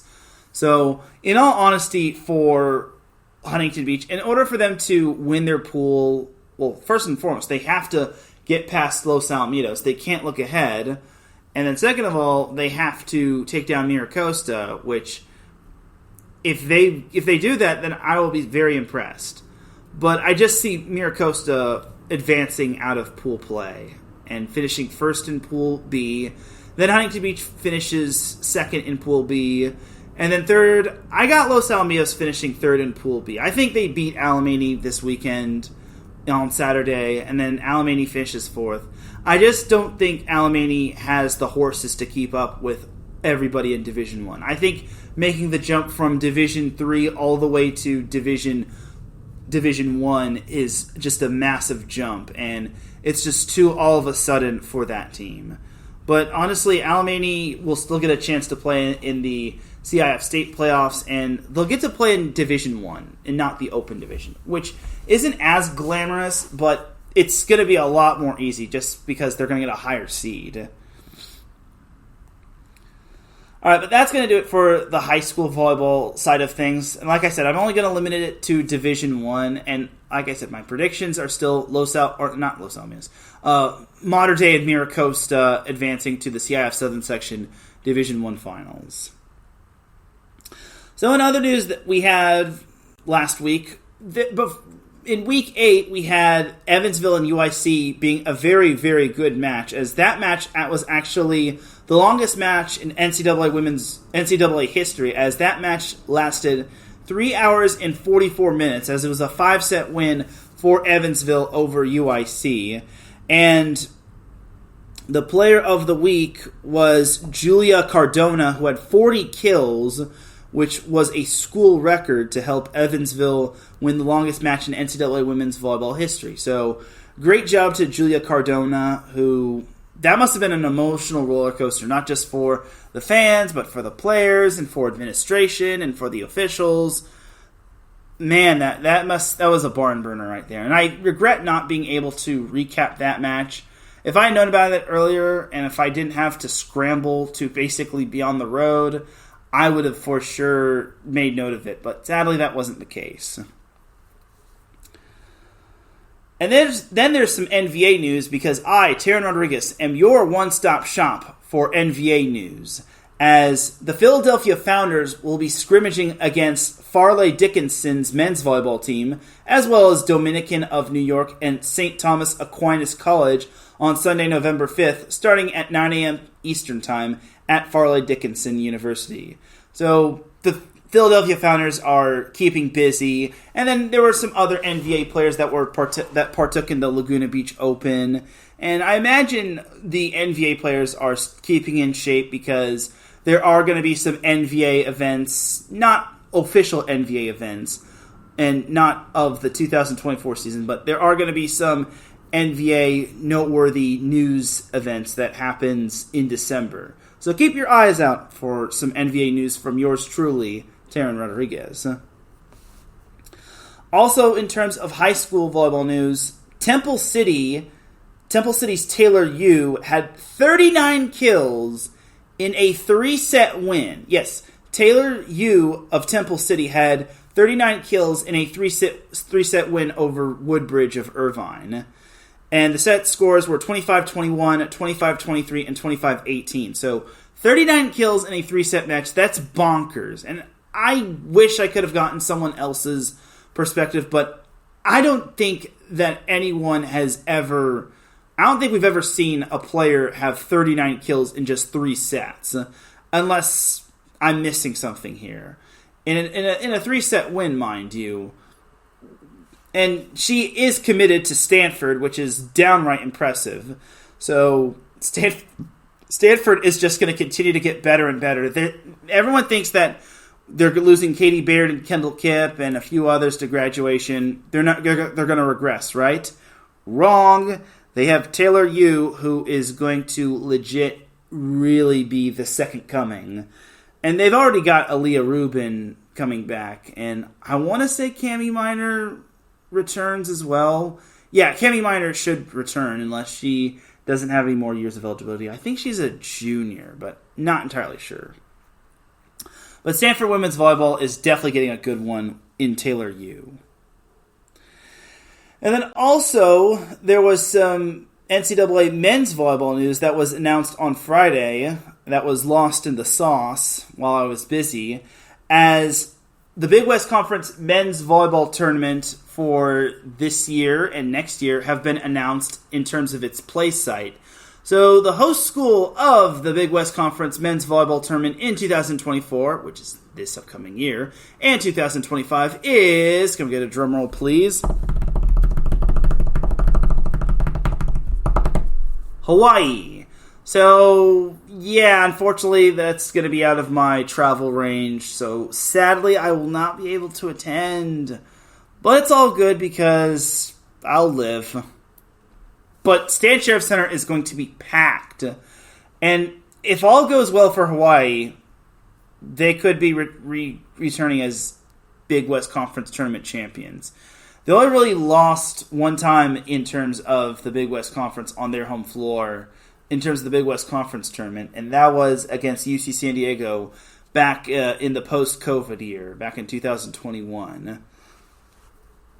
But that's huge news. And also, Hawaii's women's volleyball team will be hosting the Big West Conference tournament in 2026, which is huge. So I don't know the extent of next season and the year after, but I will just say in 2026, Hawaii women's volleyball is going to be hosting, and that's going to be big time right there. I imagine the fans are going to be up in like the 5,000 range, maybe even more. I will just say this, it's going to be tough for California fans to travel, but c'est la vie.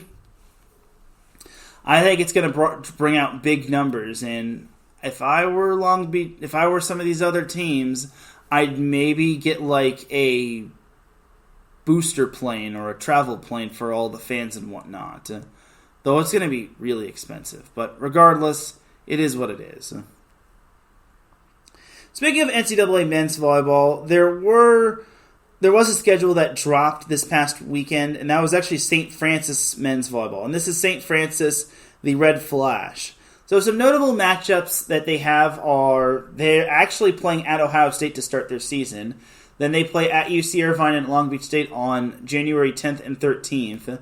Keep an eye out on January 8th because that could be the start of the NCAA men's volleyball season.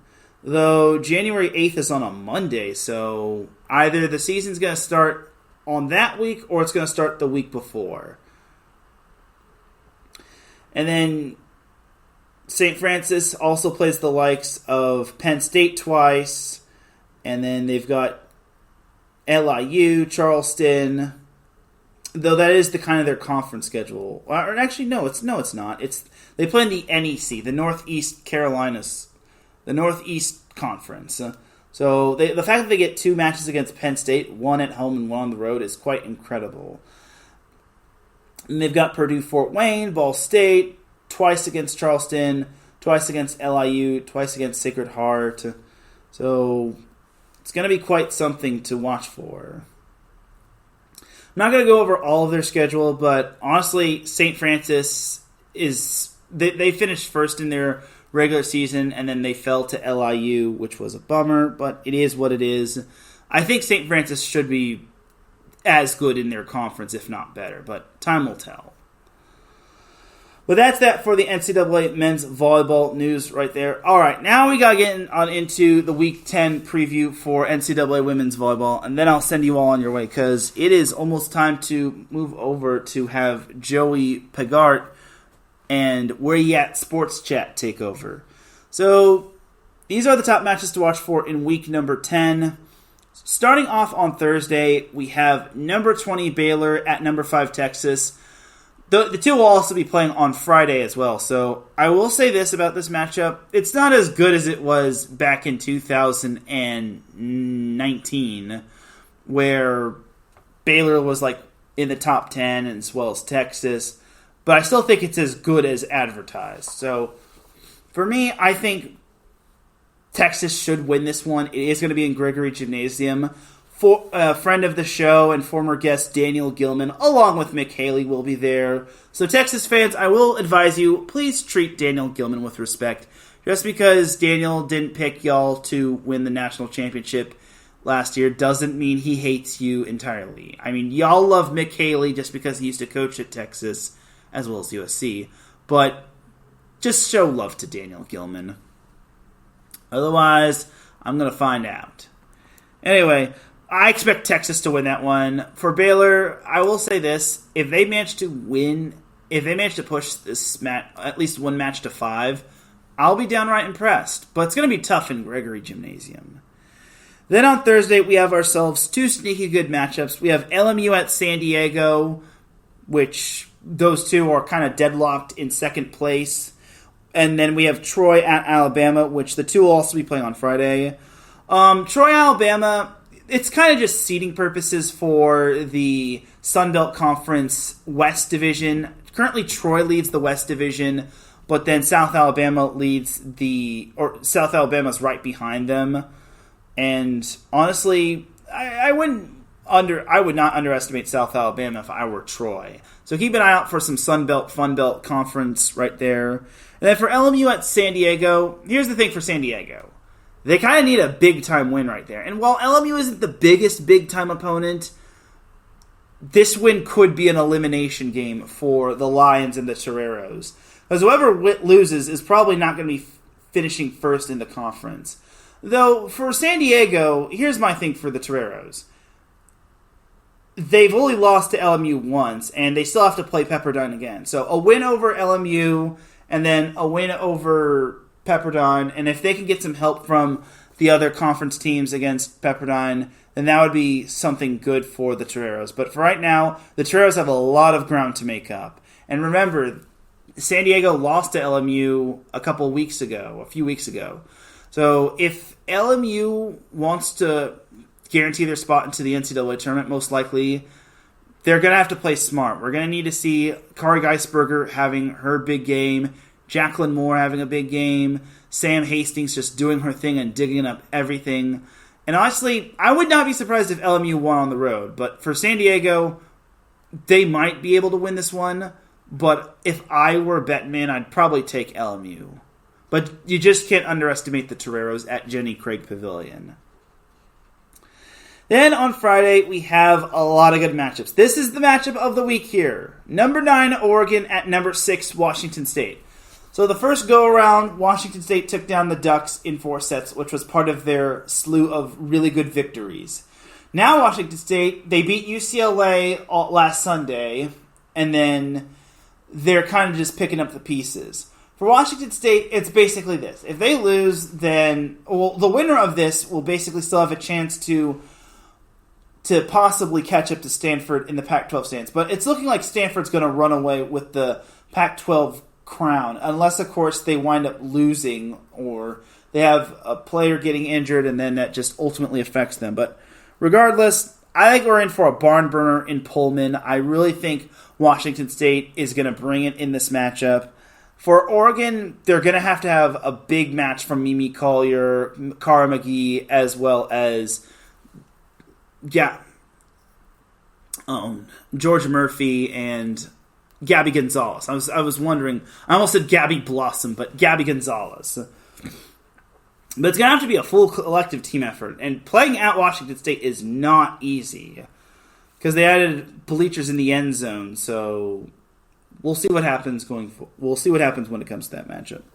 So we have a sneaky good matchup from the ACC. We have Florida State at number 4 Louisville. Remember what I said earlier. Florida State plays Louisville. And I will say this. I would not be surprised if Florida State gave Louisville all that they can handle. And it's actually number 4 Louisville. So if I said number 5 Louisville, I apologize. But it is number 4 Louisville. And Louisville, this is kind of a must-win game for them. It's not must-win, but it is an important game just because Florida State, Louisville, and Pitt are all tied for first place. So I say this is a sneaky good game, but in all honesty, this is a big-time game for Florida State and Louisville. Georgia Tech would be 9-1 had it not been for that loss to Miami. That was just straight up unacceptable. Then another sneaky good matchup in the SEC. We have number 24 Auburn taking on Georgia. Now, Georgia is a very under-the-radar SEC team. I think they're so underappreciated. I think for me, they always play so tough when it comes to their matches. And they almost beat Kentucky this year.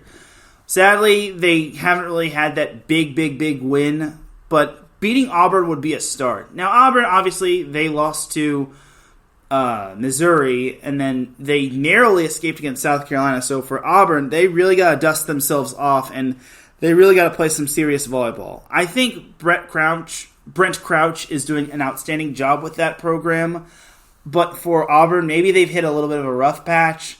Regardless, I think this is going to be a sneaky good matchup right here.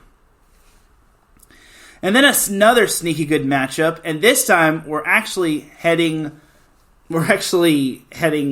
way east, and we're basically heading to the Southern Conference as we're going to Macon, Georgia, as I'm previewing the Citadel at Mercer. Yes, I'm previewing this matchup because the first matchup between Citadel and the Citadel and Mercer went 5 sets.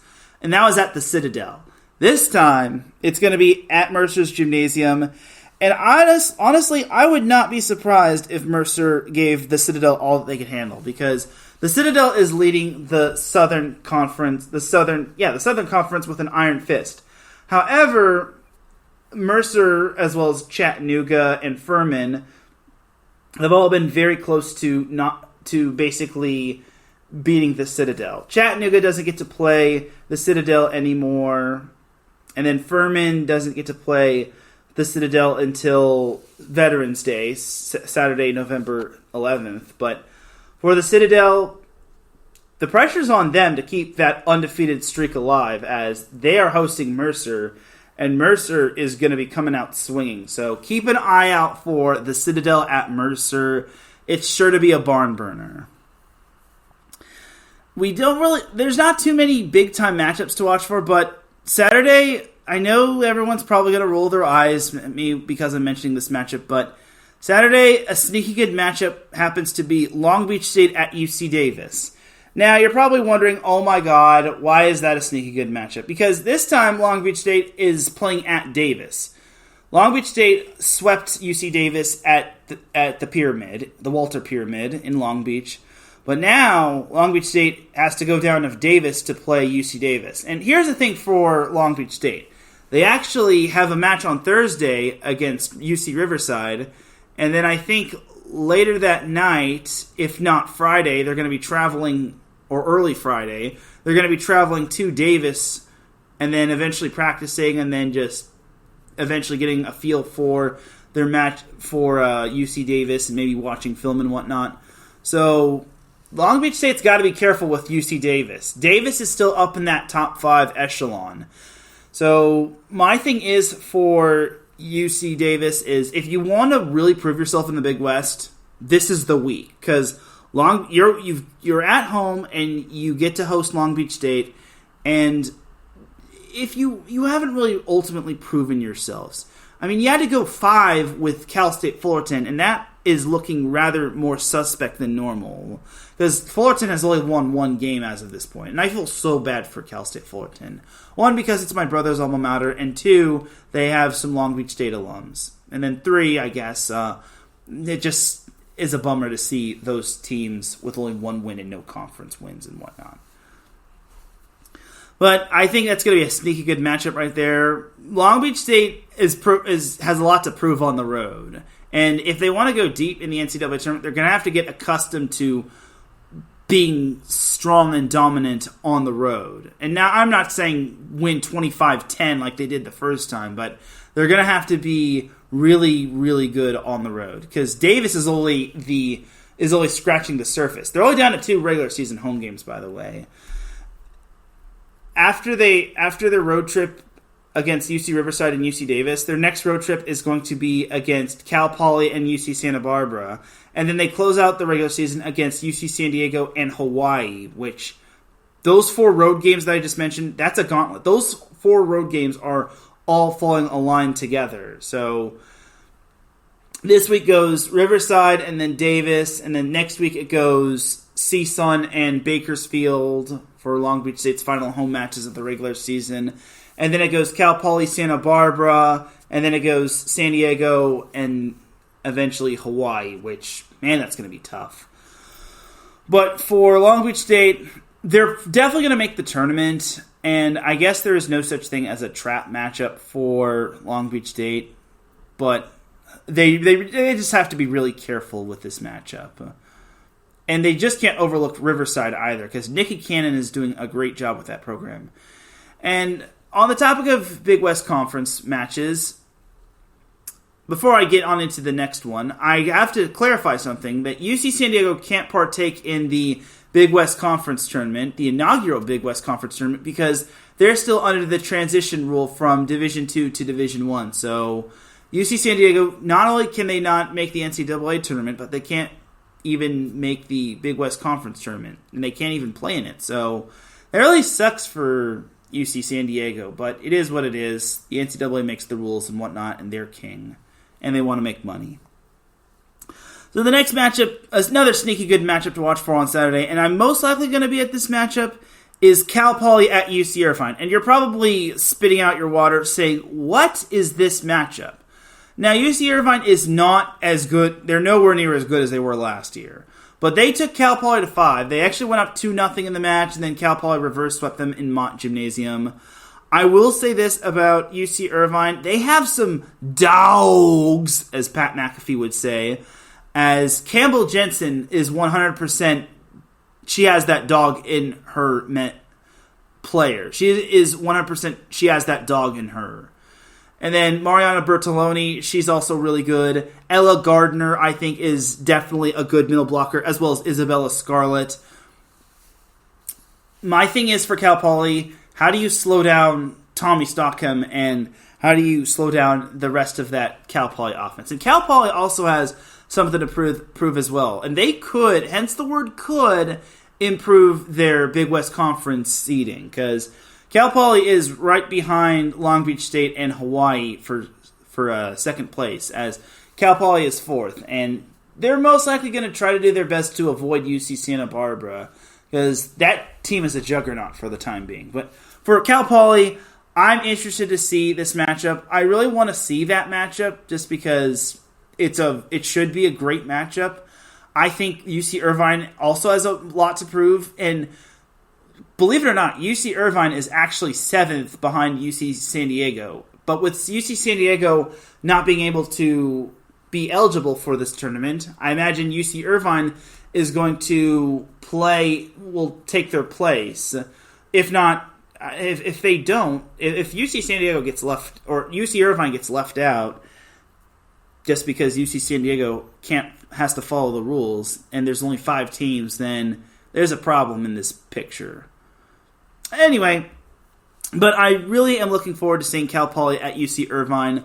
I think UC Irvine is a scrappy team. I think Ashley Hayne does a good job with that team, as well as Caroline Walters does with Cal Poly. My only thing is this. Can Cal Poly win on the road, away from Mott Gymnasium? Can UC Irvine put together a full match where they don't get reverse swept? Those are my big things right there. Then on Sunday, we have number 3 Stanford taking on number 21 Arizona State. Honestly, I don't see Stanford losing this matchup, but you never know when playing on the road. Arizona State is a scrappy team, and they obviously want to prove that their loss to Colorado was nothing more than a slight hiccup in their schedule. But here's the thing for Arizona State. They also host Cal on Friday, and Cal is much better than last year. Let's get that out of the way right now, as they had a 50-plus conference match losing streak snapped this year. And honestly, I would not overlook Cal. And if Arizona State's not careful and they lose to Cal, they're out of the top 25 for sure. But against Stanford, Arizona State's going to have to really come out swinging, and they're going to have to hit in the 400s, maybe 500s, in order to take down that team. And they're going to have to serve really, really, really tough. So there's that right there. And then another sneaky good matchup on Sunday is Miami versus number 4 Louisville. Remember what I said earlier? Miami upset Georgia Tech a couple weeks ago. And my thing for Miami is this. They're not too far off from first place. They're only 2 games back of Florida State, Pitt, and Louisville. And Louisville really has a tough week ahead of them. And they just really can't afford to just play around with their food. They also went 4 with Virginia Tech and wound up beating Virginia Tech. But they just cannot underestimate Miami. At first I thought Miami was kind of a pretender team, but they're 100% contender. Same with Florida State. And if Miami plays their cards right and they get big time games from their big time players, they could upset Louisville. I mean, NC State did that, and they were able to do that, albeit it was on the road. But for Louisville, they have the luxury of playing at home. So for Louisville, they really have a big week ahead of them. And this is the week for them to have a great week. Because if they don't, then they might not be in first place anymore. And then the last matchup to watch for of week number 10 is number 10 Arkansas at number 19 Florida. All right, Florida, you get a chance to possibly show what you could really do. But Arkansas is just that good. I think that loss to Kentucky was kind of the best thing for them. I think they needed a little bit of a humbling moment, because now that they no longer have the long winning streak, which I think was at 16, if my math serves me correctly, they no longer have that pressure anymore. And now that they also lost that one conference game, they could start a new streak, and they no longer have the pressure of finishing perfect in SEC play. So for Arkansas, my thing is for them is that they got the loss out of the way, and they had to go 5 with Kentucky. On the road, mind you. So I think they should be fine. You got to remember that Florida State does not have 2 of their top players, Alexis Stuckey, and I'm blanking on the freshman middle blocker who was having herself a great year until her season-ending injury.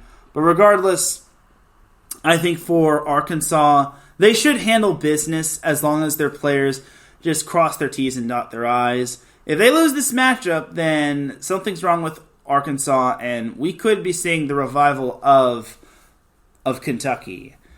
Also, something I don't understand is why is Kentucky ranked below Louisville, or not Louisville, Tennessee, even though they beat Arkansas and they just beat Tennessee. But I digress. All right, but that is going to do it for the NCAA women's volleyball matches to watch for in week number 10. And ladies and gentlemen, that is going to do it for this week's episode of Set Point. Ladies and gentlemen, it's time for me to drop the beat, because I'm about to dip like a banana in chocolate. You feel me? Thank you, everyone, for tuning in to Set Point. I really do appreciate everybody tuning in. If you listen live, I appreciate you. If you listen on the playback, I appreciate you. If you listen at work, I appreciate you. If you listen at any time, any place, anywhere, I appreciate you. I will most likely be at Cal Poly at UC Irvine this Saturday. I may also be at another NCAA men's volleyball event. Where will that event be? You'll have to wait and see. But thank you to the chat room, Adam Karnick, Mike Pat, and Mo Padios for tuning in. I really do appreciate you all tuning in live. And I really do appreciate everybody's support and whatnot and love for the show. I will most likely be back for the SoCal Supreme Sports Show on Thursday, if not Friday. If it's Friday, then it's probably going to be at 11 a.m. Pacific time. If it's Thursday, it's going to be at noon Pacific time. But until then, have yourself a great rest of the week. Enjoy the volleyball action. I will see everybody tomorrow at Huntington Beach High for Huntington Beach Los Alamitos, or on Saturday for the NCAA men's volleyball event that I'm going to, and Cal Poly at UC Irvine. Have a great night, everybody, and have a great week, everybody. Peace!